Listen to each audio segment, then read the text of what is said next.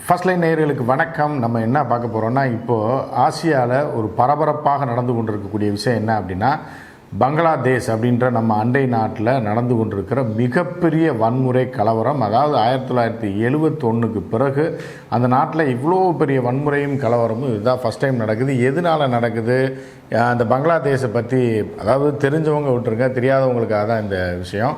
பங்களாதேஷ் எங்கே இருக்குது, அவர்களுடைய தன்மை என்ன, அவர்கள் எங்கேருந்து பிரிக்கப்பட்டார்கள், எதற்காக இந்த கலவரம் நடக்குது. கிட்டத்தட்ட இந்த 2-3 நாட்களில் மட்டும் 105 பேர் அரசு சொன்ன கணக்குப்படி உயிரிழந்திருக்காங்க. 105 பேர் கலவரத்தில் செத்துருக்காங்க. கிட்டத்தட்ட 1700 பேர் மருத்துவமனையில் அனுமதிக்கப்பட்டிருக்காங்க. போலீஸார் பலர் தாக்கப்பட்டிருக்காங்க, இராணுவத்தினர் தாக்கப்பட்டிருக்காங்க. மிகப்பெரிய வன்முறை. அதுவும் ஸ்டூடெண்ட்ஸ் தான் இதில் ஃபுல்லாக இறங்கி செஞ்சுருக்கிறது, ஸ்டூடெண்ட்ஸ் மட்டும்தான். அந்த நாடே முடக்கப்பட்டிருக்கிறது. அந்த நாடு முழுவதுமே 144 என்று சொல்லக்கூடிய இப்போ நம்ம ஊரில் இருக்க சட்டம் இல்லையா, அது மாதிரி ஊரடங்கு சட்டம் அங்கே போடப்பட்டிருக்கு. ஸோ என்ன நடந்துச்சு, எதுக்காக இப்படி கலவரம் அப்படின்றத நம்ம நிச்சயமாக தெரிஞ்சுக்கலாம் அண்டை நாடு அப்படின்றதுனால. ஏன்னா முதல் 2 நாள் நம்ம போடல, ஏன்னா அது உள்ளூர் பிரச்சனை, ஒரு 20 பேர் செத்துட்டான் அப்படின்றது ஒரு பெரிய தகவலாக இருக்காது. இருந்தாலும் இதோட வரலாறை நீங்கள் தெரிஞ்சுக்கணும். கடைசி வரைக்கும் நீங்கள் பார்த்தீங்கன்னா தான் இந்த பங்களாதேஷை பற்றி நமக்கு ஒரு புரிதல்கள் வரும். சரிங்களா, உள்ளே போகலாம். நம்ம இப்போ நம்ம ஒரு மேப் போகிறேன் பாருங்கள். இதுதான் பாகிஸ்தான். இந்த பங்களாதேஷ் அப்படின்றது வெஸ்ட் பெங்கால் என்று நம்ம மம்தா பானர்ஜி ஆட்சி செய்து கொண்டிருக்கிறார்ல, வெஸ்ட் பெங்கால் என்கிற இந்திய மாநிலம். இதை ஒட்டி ஒரு பக்கம் அஸ்ஸாம், இன்னொரு பக்கம் பார்த்திங்கன்னா இப்போ மணிப்பூர் கலவரம் நடந்துரு, அது இது சிக்கிம், இதெல்லாமே சூழ்ந்து இருக்கக்கூடிய ஒரு நாடு நடுவில் மாட்டியிருக்கும். அதாவது இந்தியாவை இப்போ நீங்கள் மேப்பில் பார்த்தீங்கன்னா தெரியும், வெஸ்ட் பெங்காலுக்கு அடுத்து தொடர்ந்து என்ன வரும் அப்படின்னா இந்த துண்டு வரும். சரியா, இப்போ இதில் பாருங்கள் தெரியும், இப்போ மேலே பச்சையாக இருக்கிறது பாகிஸ்தான். சரியா, இந்த பெங்காலில் அது வெஸ்ட் பாகிஸ்தானும் ஈஸ்ட் பாகிஸ்தானும் அந்த காலத்தில் இருந்தது, பிரிக்கப்பட்ட போது. அதாவது பாகிஸ்தானுக்கும் இந்த நிலப்பகுதிக்கும் சம்பந்தமே கிடையாது. ஆனால் இங்கே முஸ்லீம்கள் கிட்டத்தட்ட 90%க்கு மேலே இருக்கிறாங்க இதில் பங்களாதேஷில். ஸோ அதனால் அது தனி நாடாக பாகிஸ்தானோட சேர்ந்துருச்சு. ஒரு கட்டத்தில் என்னென்னா கலாச்சார ரீதியாகவும் எந்த ரீதியிலையும் பாகிஸ்தான் இப்போ இருக்கிற நிலப்பரப்புக்கும் இந்த பங்களாதேஷ் மக்களுக்கும் ஒத்தே போகாது. 2 பேரும் முஸ்லீம்ன்றதை தவிர வேறு எந்த விதமான ஒரு உறவோ இவர்கள் 2 பேருக்குமே கிடையாது. அதனால் 2 பேரோட கேரக்டருக்கு ஒத்தே வரல. அதனால் பிரித்து கொடுக்கப்பட்டதுலேருந்து அங்கே தகராறு, தனி நாடாக வேணுன்ற தகராறு நடந்து கொண்டிருக்கிறது. இந்திரா காந்தி தான் 1971 பாகிஸ்தானை 2ஆக உடைச்சு அந்த லெஃப்டில் இருக்க வெஸ்ட் பாகிஸ்தானை அதை உண்மையாக ஒரு பாகிஸ்தானாகவும் இதை பங்களாதேஷ் அப்படின்னும் பிரித்து கொடுத்தாங்க. சரியா, இதுதான் அதோடைய வரலாறு. அங்கே இருக்கக்கூடிய முஸ்லீம் டோட்டல் பாப்புலேஷன் 17 கோடி. இந்த 17 கோடியில் 1.2 கோடி தான் இந்துஸும், இது எல்லாமே முஸ்லீம். 90%க்கு மேலே முஸ்லீம் பாப்புலேஷன் தான் அங்கே இருக்குது. அது அப்படியே இருந்துக்கிட்டு இருக்குது. அது இப்போது நமக்கு நட்பு நாடாக இருந்துக்கிட்டு இருக்குது. இது வேறு விஷயம். இப்போ இந்த மேப்பை பாருங்கள். இந்த மேப் பார்த்திங்கன்னா தெரியும், சுற்றிலும் இந்திய மாநிலம் இருக்கும், நடுவில் சிக்கியிருக்கும். இருந்தாலும் அது இதனால் என்ன ஆகுது அப்படின்னு பார்த்தீங்கன்னா, இவர்கள் யார் அப்படின்னு பார்த்தீங்கன்னா, இப்போ இவர்களும் பங்களா அப்படின்னு சொல்லி இப்போ வெஸ்ட் பெங்காலை பங்களா அப்படின்னு அழைக்கணும்னு சொல்லி ஒரு தீர்மானம் சட்டப்பேரவை போட்டாங்க. ஆனால் அதை அழைக்க முடியாது, ஏன்னா பங்களாதேஷ்னு ஒரு நாடு இருக்குது, அதனால் இதை பங்களான்னு அழைக்க முடியாதுன்றாங்க. இதில் என்ன இவர்கள் 2 பேருக்குள்ள உறவு என்னென்னா, வங்காள மக்கள், அதாவது பங்களாதேஷில் இருக்கவங்களும் வங்காள, இப்போ தமிழர்கள்னு சொல்கிறேன், இப்போ தமிழ்நாட்டில் இருக்கவங்களும் தமிழர்கள் தான், இலங்கையில் இருக்கவங்களும் தமிழர்கள் தானே. ஸோ அந்த வகையில் பார்த்திங்கன்னா வங்காளிகள் இவர்கள் வெஸ்ட் பெங்காலில் இருக்கவும் வங்காள், ஈஸ்ட் பெங்காலில் இருக்க அதாவது பங்களாதேஷில் இருக்கவும் வங்காளிகள், ஒரே இனக்குழு. ஆனால் அவர்கள் பூரா முஸ்லீமாக மதம் மாறி காலங்காலமாக அந்த முஸ்லீமாக இருக்காங்க, இவங்க இந்துஸாக இருக்காங்க. இதுதான் அவர்கள் 2 பேருக்குள்ள அவர்கள் பிரிப்பது மதம் மட்டும்தான் ஒழிய அவர்கள் கலாச்சாரம், கலை எல்லாமே கிட்டத்தட்ட பார்த்திங்கன்னா ஒன்று.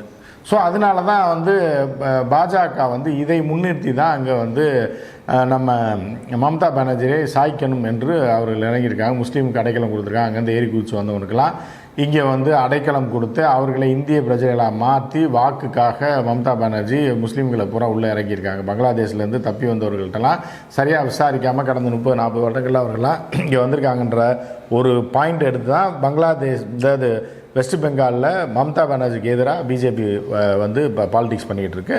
பிஜேபிகிட்ட அவங்க என்ன சொல்கிறாங்கன்னா, எங்களோட சகோதரர்கள் நாங்கள் வங்காளிகள், நீ எங்களை பிரிக்கிற மத ரீதியாக பிரிக்கிறதுக்காக இவர்களெல்லாம் பங்களாதேஷ்லேருந்து ஓடி வந்தவன் சொல்கிறேன்ற இந்த வாரம் தான் அங்கே நடந்துகிட்டு இருக்கு. இதை புரிஞ்சுங்க. ஸோ இப்படி இருக்கும்போது என்ன ஆகுது அப்படின்னு பார்த்தீங்கன்னா, பங்களாதேஷில் இப்போ என்ன கலவரம் அப்படின்னு நம்ம பார்த்தோம் அப்படின்னா, இப்போ பங்களாதேஷில் இந்த 1971 இந்திரா காந்தி தான் பாகிஸ்தானை ரெண்டாக வெட்டி ஒரு பக்கம் பாகிஸ்தான் நீ அதோடு ஓடி போயிரு, அந்த பக்கம் உனக்கு இவனுக்கு பங்களாதேஷ்காரனுக்கு சம்மந்தம் இல்லைன்னு சொல்லி பங்களாதேஷ் வந்து சுதந்திர போராட்டத்து காலத்திலேயே அவர்கள் என்ன பண்ணாங்கன்னா பங்களாதேஷை தனியாக பிரித்து கொடுன்னு சொல்லி பிரிட்டிஷ்காரன்ட்டே போராடினாங்க. ஏன்னா பாகிஸ்தான் எங்கேயோ இருக்குது, அதுக்கும் எங்களுக்கு சம்மந்தம் இல்லை. இந்திய எல்லைக்குள்ளே வந்து கிட்டத்தட்ட ஒரு 1000 கிலோமீட்டர் தாண்டினா தான் எங்கள் தலைநகருக்கே போக முடியும். சரியா? அதனால் பாகிஸ்தான்காரனுக்கு எங்களுக்கு சம்மந்தம் இல்லை. அவன் கலாச்சாரம் வேறு, அவனுடைய நிறம் மொழி எல்லாமே வேறு, எங்களோட சேர்க்காதன்னு சொல்லி போராடிட்டு இருக்கும்போது ஆனால் பிரிட்டிஷ்காரன் பிரித்து கொடுக்கல, முஸ்லீம்கள் அதிகமாக இருந்ததுனால அதை கொண்டு போய் பாகிஸ்தானை வேணே சேர்த்து விட்டு இந்தியாவுக்கு பாகிஸ்தானுக்கு பஞ்சாயத்து தொடர்ந்து இருந்துக்கிட்டே இருக்கட்டும்ன்றக்காக பிரிட்டிஷ்காரன் செஞ்ச வேலை. ஆனால் இந்திரா காந்தி அம்மையார் உடைத்து 2 நாடாக ஆக்கி விட்டாங்க. ரைட்டு. ஸோ இப்போ இருக்கும்போது இந்த சுதந்திர போராட்டத்தில் ஈடுபட்டவர்கள் இருந்தால் பரவாயில்ல, அவங்கெல்லாம் செத்து போயிட்டாங்க. அதுக்கப்புறம் அவனுடைய ஃபேமிலி, அவனோட பிள்ளைங்க, பேரன் பேத்திகள்லாம் வந்து என்னென்னா இடஒதுக்கீடு கொடுக்குறாங்க. ஸோ அப்போ வந்து என்ன ஆகுதுன்னா, ஏன்டா அவன் வந்து சுதந்திரத்துக்கு போராடினா ரெண்டாவது வெட்டியாச்சு. சுதந்திர போராட்ட தியாகிகள் அந்த நாட்டில், அதாவது பாகிஸ்தான்கிட்டருந்து சுதந்திரம் கேட்டு போராடிய அந்த பங்காளிகள் இருக்காங்கல்ல பங்களாதேஷில், அவர்களுக்கு நீ சலுகை கொடுக்குறது ஓகே. ஆனால் வந்து இப்போ கிட்டத்தட்ட 50 வருஷத்துக்கு மேலே ஆச்சு அந்த சுதந்திர போராட்டம்னு சொல்லக்கூடிய காலத்தில் போராட்டம் பூரா செத்து போயிட்டான். அவனோட பிள்ளை பேரம் பேத்திக்கெல்லாம் நீ வந்து 30% இடஒதுக்கீடு கொடுக்குறாங்க யார்? பங்களாதேஷ் அரசாங்கம். அப்போ என்ன சொல்கிறான், அப்போ நான் படிக்கிறவெல்லாம் லூஸா, நீ சுதந்திர போராட்ட தியாகின்னு கொடுத்த ரைட்டு, அவன் பிள்ளை பேரம் பேத்திக்கெல்லாம் கொடுத்தேன்னா நாங்கள் எப்படி வாழ்கிறது? நல்லா படிக்கிறவன் நல்லா மார்க் எடுத்தவனுக்கு வேலை வாய்ப்பே கிடைக்க மாட்டேது, நீ 30% கொடுத்துட்ட அப்படின்னு சொல்லி மிகப்பெரிய போராட்டம் வந்தவொடனே என்ன ஆகுதுன்னா 2019 அந்த சட்டத்தை ரத்து செய்கிறார்கள். ரைட்டா? ஷேக் ஹசீனா தான் இருக்குது அந்த அம்மா தான் 20 வருஷத்துக்கு மேலே ஆட்சியில் இருக்குது. ஏன்னா இப்போ 2019 அந்த சட்டத்தை நீக்குகிறார்கள். நீக்கின உடனே என்ன பண்ணுறாங்கன்னா அந்த குரூப் இருக்காங்கல்ல, அதாவது சுதந்திர போராட்ட தியாகின்னு சொல்லி இப்போ பெயிண்ட் அடிச்சுட்டு இருக்கவங்க, இவங்களோட வாரிசுகள் என்ன பண்ணால் நீதிமன்றத்தை அணுகிறாங்க. நீதிமன்றத்தை அணுகுனோடனே நீதிமன்றம் என்ன சொல்லுது அப்படின்னா, மீண்டும் அவர்களுக்கு சலுகை கொடுத்தாகணும். ஏன்னா தியாகிகள் தான், நம்ம இல்லைன்னா பாகிஸ்தானுக்கு அடிமையாக இருந்திருப்போம். அவர்கள்ட்ட பிரிப்பதற்காக மிகப்பெரிய போராட்டத்தில் ஈடுபட்டு நம்ம நாடை தனி நாடை ஆக்குனது இந்த தியாகிகள் தான். அதனால் தியாகிகளுக்கு மரியாதை கொடுக்கும் வகையில் அவரோட வாரிசுக்கு ஏற்கனவே இருந்தது போல் இதை கொடுக்கணும்னு நீதிமன்றம் சொன்னதுனால தான் இந்த பெரிய பிரச்சனையே வந்துடுது. ஏற்கனவே மணிப்பூரில் உங்களுக்கு தெரியும், மணிப்பூரில் வந்து பிரச்சனைக்கு காரணமே நீதிமன்றத்துடைய ஒரு தீர்ப்பு தான். ஸோ அதே மாதிரி தான் இப்போ நீதிமன்றத்துடைய தீர்ப்பை தொடர்ந்து மாணவர்கள்லாம் கொதிச்செழுந்து, ஏன்னா இப்போ நீங்கள் இன்னொரு விஷயம் நான் சொல்கிறேன், தமிழ்நாட்டில் ஏகப்பட்ட பங்களாதேசி இருக்காங்க, உங்களுக்கு தெரியுமா? நீங்கள் நம்பவே மாட்டீங்க. அதாவது நீங்கள் வந்து இங்கே வேலை பார்க்கக்கூடிய, நீங்கள் வந்து புரோட்டா போடுற மாஸ்டராக இருந்தாலும் சரி, தட்டுக்கல் உரனா நிறைய கீழ்நிலையில் வேலை பார்ப்பவர்கள் என்ன பண்ணுவீங்கன்னா கேட்டிங்கன்னா, அவர்கள் முஸ்லீமாக பேரை கேட்டேன்னா முஸ்லீமாக இருக்கும். சரி, அவர் எந்த ஊருன்னு கேட்டிங்கன்னா ஒன்று அஸ்ஸாம்னு சொல்லுவான், இல்லைன்னா வெஸ்ட் பெங்கால்னு சொல்லுவான். ஏன் காரணம்னா இவர்கள் பூராமே கடந்த 10 வருடங்களுக்கு முன்பு வரை 15 வருடங்களுக்கு முன்பு வரை மிகப்பெரிய ஒரு வறுமையில் வாடிய ஒரு நாடு தான் பங்களாதேஷ். ஆனால் இந்த 15-20 வருடங்களில் என்ன ஆயிடுச்சுன்னா மிகப்பெரிய வளர்ச்சியை கண்டு எக்ஸ்போர்ட்டில் பெரிய அளவில் வந்து கல்வியில் பெரிய அளவில் வளர்ந்து ஒரு மிகப்பெரிய ஒரு நாடாக இருந்துச்சு. அதுக்கு முன்னாடி மீன் பிடிக்கிறத தவிர வேறு எந்த தொழிலுமே அந்த மக்களுக்கு தெரியாது. மிகுந்த வறுமையில் வாடக்கூடிய ஒரு மக்களாக அந்த பங்களாதேஷ் மக்கள் இருந்தான். அப்போ என்ன பண்ணிடுவான்னா, நீ இப்போ ஒரு மேப் போடுறேன் பாருங்கள். இந்த மேப்பில் பார்த்தீங்கன்னா சுற்றிலும் ஒரு பக்கம் ஏரி குச்சி வந்தான்னா நம்ம வெஸ்ட் பெங்கால், இன்னொரு பக்கம் போனான்னா அஸ்ஸாம். அப்போ இந்த சிக்கிம் இந்த பக்கம் போக மாட்டான் இவன் வந்து எங்கன்னா மணிப்பூருக்கோ நாகாலாந்து பக்கம் போக மாட்டான். ஏன்னா ஆளை பார்த்தவொடனே கண்டுபிடிச்சிடலாம். ஏன்னா இவன் கொஞ்சம் வந்து திராவிட கலரில் இருப்பான், யார்? பங்களாதேசி. ஆனால் அவன் வந்து தப்பிச்சு மணிப்பூர் பக்கமாக எங்கேயோ போனான்னா அவன் சிகப்பாக, நம்ம ஊரில் மணிப்பூரிலாம் இருக்காங்கல்ல, நம்ம பியூட்டி பார்லரில் வேலை பார்க்கக்கூடிய ஆட்கள், இன்னும் மசாஜ் பார்லரில் வேலை பார்க்குற நிறையா வேலை மணிப்பூரி நீங்கள் பார்த்துருப்பீங்க. அப்போ அங்கே போன உடனே என்னென்னா ஆள் பார்த்தோன்னே அடையாளம் தெரிஞ்சுன்னு கண்டுபிடிச்சிடான் பெங்கால்காரன்னு சொல்லி. அதனால இவர்கள் அங்கே தப்பிக்க மாட்டான்.